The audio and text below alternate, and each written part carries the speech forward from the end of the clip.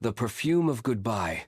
The rain had just stopped falling over Paris, leaving the streets glistening under the streetlights. Camille stood by the bridge of Pont Alexandre III, holding a red umbrella and staring at her reflection in the Seine. Her engagement ring sparkled faintly in the light, a ring that had just lost its meaning. That night, everything changed. The scent of love. Camille had met Julien 2 years earlier in Provence, among lavender fields that smelled like summer and dreams. She was a perfumer, creating fragrances for a luxury brand. He was a charming art dealer, with a smile that could melt anyone's guard. They fell in love fast dinners under fairy lights, wine at sunset, promises whispered between kisses. He told her she was his muse, the inspiration behind every painting he sold. Camille believed him. When Julien proposed under the Eiffel Tower, she thought life couldn't be more perfect.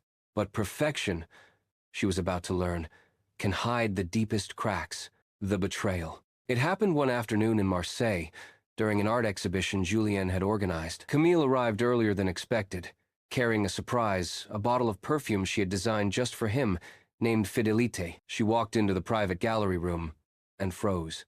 Julien was there, kissing another woman. The perfume bottle slipped from her hands, shattering on the marble floor.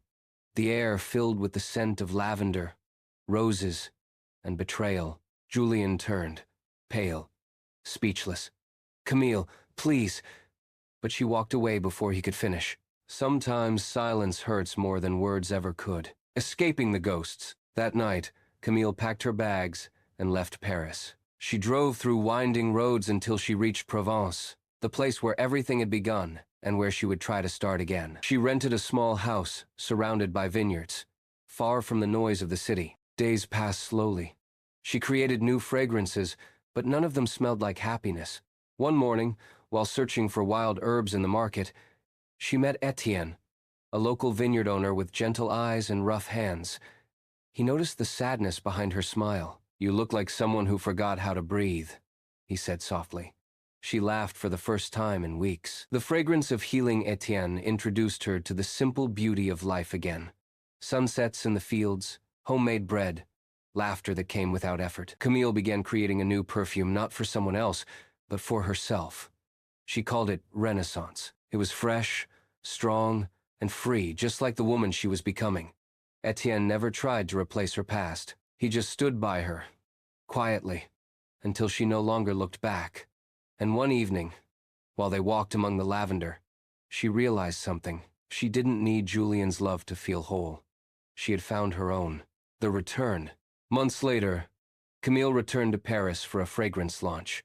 Her new perfume, Renaissance, became the talk of the industry, powerful, emotional, unforgettable. At the event, she saw Julien again. He looked surprised, almost regretful. "You look different," he said quietly. She smiled. "I am." And as she walked away, leaving him standing among the crowd, the soft scent of her perfume lingered in the air, the perfume of goodbye. Final chapter. The essence of freedom. That night, Camille stood again on the bridge where her heart had once broken. The lights of Paris shimmered like promises reborn. She closed her eyes and whispered to herself, "Some endings don't destroy you. They set you free." The rain began to fall again, but this time, she didn't run. She lifted her face to the sky, smiling, because she finally knew. The sweetest perfume in life is the scent of freedom.